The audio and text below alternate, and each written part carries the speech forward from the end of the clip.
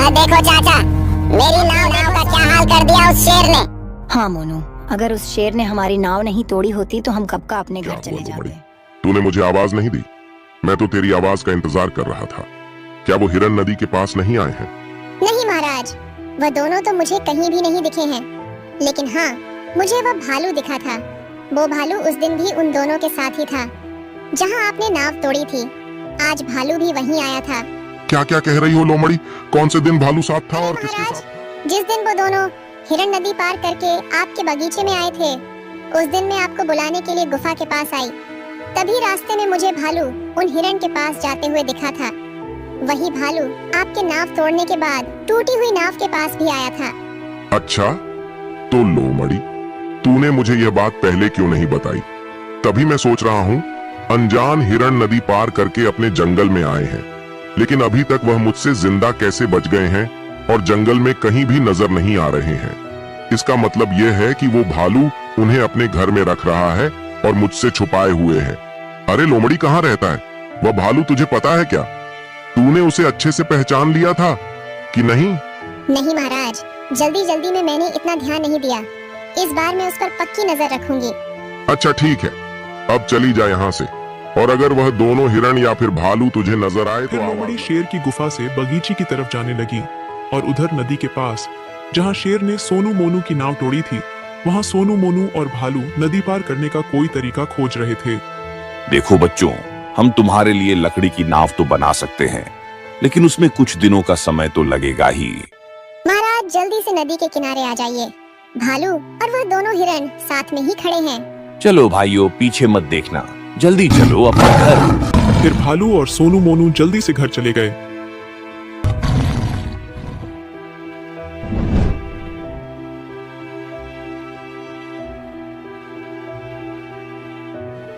क्या हुआ लोमड़ी? इतनी अच्छी नींद लगी थी मेरी, तूने क्यों जगाया? मुझे कौन है यहाँ पर? कोई भी तो नहीं है। अरे महाराज, अभी अभी वह तीनों यहाँ थे। जितने में आप आए, इतने में वह भाग गए, और मैं तो उस भालू को पहचान भी नहीं पाई हूँ, क्योंकि वो तीनों पीछे मुड़कर देखे ही नहीं थे। वह सामने की तरफ मुंह किए हुए थे और सामने के सामने आज तो हम बच गए। ऐसे में किसी न किसी दिन तो हम शेर के हाथ आ ही जाएंगे। बच्चों, मुझे लगता है हमें दूसरा रास्ता अपनाना पड़ेगा।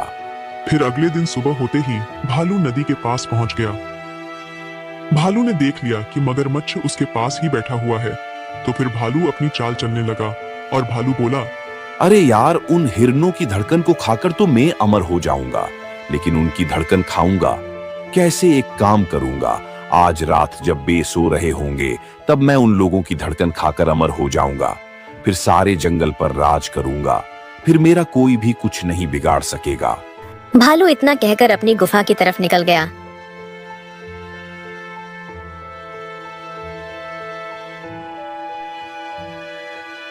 अरे, यह भालू तो हिरणों की धड़कन को खाकर अमर होना चाहता है। अगर उन हिरणों की धड़कन मुझे मिल जाए तो मैं भी अमर हो जाऊंगा, और फिर मैं पूरी नदी पर राज करूंगा, और फिर मैं नदी के रास्ते समुद्र में चला जाऊंगा, और फिर मैं समुद्र पर राज करूंगा, और फिर मैं धीरे धीरे पूरी दुनिया पर राज करूंगा। इस पृथ्वी पर सिर्फ मेरा ही राज्य होगा।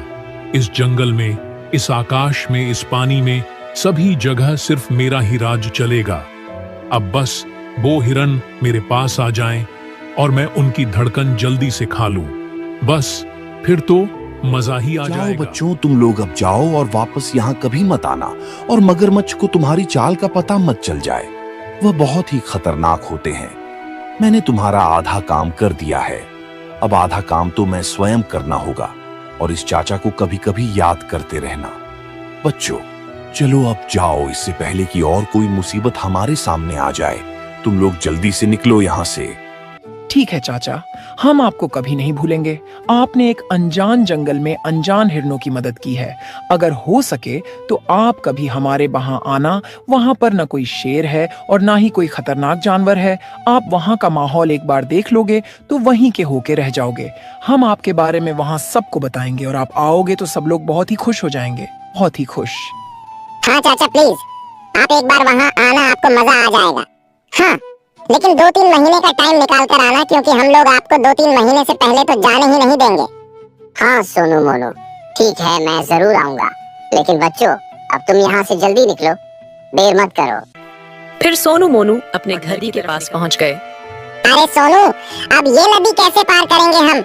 हमारे पास तो नाव भी नहीं है, और अगर हमारी मदद कोई मगरमच्छ कर देगा, हम तभी नदी पार कर सकेंगे मेरे भाई। हाँ मोनू भाई, लेकिन इस नदी में तो खतरनाक मगरमच्छ है, वह भला हमारी मदद क्यों करेंगे? मुझे तो नहीं लगता है कि अब हमारी जान बच सकेगी, क्योंकि नदी में मगरमच्छ हैं और बाहर शेर हमें ढूंढ रहा है। चलो मोनू भाई, इससे अच्छा तो हम शेर के बगीचे में चलते हैं, वहीं शेर के बगीचे के मीठे मीठे फल खाएंगे और वहीं शेर के हाथ से शिकार हो जाएंगे। अरे भाइयों, कहाँ जा रहे हो? क्यों इतना परेशान हो रहे हो?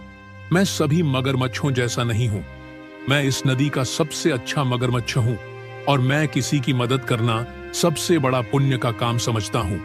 मेरे हिरण भाइयों, उदास मत हो। मुझे पता है उस शेर ने तुम्हारी नाव को तोड़ दिया है ताकि तुम अपने घर कभी नहीं जा पाओ और इस जंगल में वह शेर तुम्हारा शिकार कर ले। मैं तुम्हारी मदद करूंगा। तुम मेरी पीठ पर आ जाओ और मैं तुम्हें तुम्हारे घर तक छोड़ दूंगा। मेरी पीठ पर तुम्हें कोई भी खतरा नहीं होगा। तुम आराम से बैठे रहना, बस 5 मिनट की बात है। आओ, चलो मेरे साथ। मगर की ऐसी बात सुनकर सोनू और मोनू दोनों बहुत ही खुश हो गए और मगर की पीठ पर बैठने लगे। तभी बीच रास्ते में मगर रुक गया तो सोनू बोला, अरे मगरमच्छ भाई, क्या हो गया है? थक गए हो क्या आप? बस थोड़ी दूर ही तो रह गया है मेरा घर। चलो मगरमच्छ भाई, थोड़ा और चलो। ना जीना, अब ना चलना। अब तो मैं तुम दोनों को खाऊंगा। बस मेरा काम हो जाएगा। मैं तुम दोनों को नदी पार कराने के लिए नहीं आया था। मैं तो तुम्हारा शिकार करना चाहता हूं। अब बस यह बताओ, सबसे पहले कौन मेरे पेट में जाएगा? तुम दोनों जल्दी डिसाइड कर लो। सोनू और मोनू को तो पता ही था कि आगे चलकर क्या होने वाला है, इसीलिए वह डरे नहीं।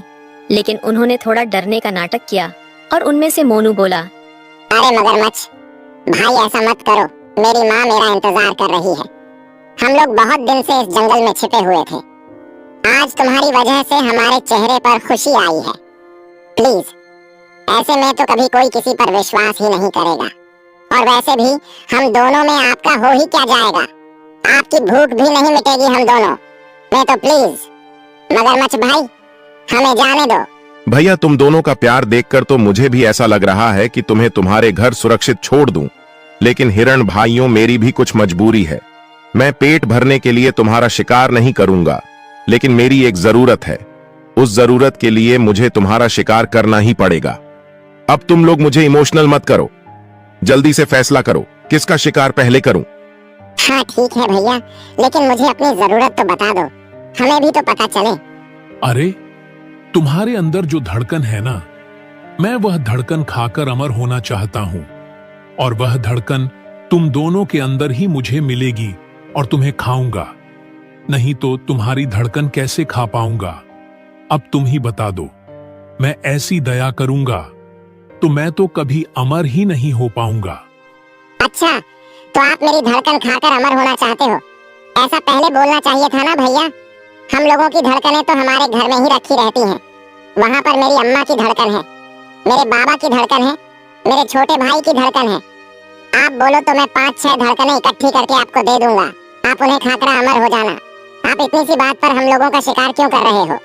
अच्छा, तो ऐसी बात है, पहले बोलना चाहिए था ना तुम दोनों को। अब चलो, जल्दी से मैं तुम्हें नदी के उस पार छोड़ देता हूँ और तुम जल्दी से धड़कन लेकर आ जाना। बस मेरा भी काम हो जाएगा। फिर मगरमच्छ जल्दी जल्दी दोनों हिरणों को नदी के इस पार ले आया और उनके घर के पास छोड़। ठीक है भाइयों, आप जल्दी से जाओ और अपनी धड़कन लेकर आओ, मैं यहीं बैठा हूँ। अरे मूर्ख मगरमच्छ, धड़कनें तो सबके शरीर के अंदर ही होती हैं। तू तो कितना पागल निकला, धड़कनें ऐसे थोड़ी घर में रखी जाती हैं। अब चल जा, अपना काम कर। हम तो अपने घर जा रहे हैं, फिर कभी नहीं आएंगे नदी के पास। नदी के पास तो भैया बहुत ही खतरा है, और नदी के उस पार तो और भी ज्यादा खतरा है। और हाँ भैया, तुम्हारी जानकारी के लिए बता दूं, ऐसे धड़कनें मड़कने से कोई अमर नहीं होता है। वह भालू चाचा ने जो तुम्हारे सामने बात कही थी, वह जानबूझकर ही कही थी। तो ऐसे किसी की बातों में इतना पागल मत बना करो भैया। हाँ हाँ ठीक है, अब ज्यादा ज्ञान मत दो। जिस दिन मेरे पास फंसोगे उस इस दिन तरह पता अपनी चलेगा। बुद्धि का उपयोग करके भालू ने सोनू और मोनू की जान बचा दी। कहानी अच्छी लगी हो तो वीडियो को लाइक और चैनल को सब्सक्राइब जरूर करें।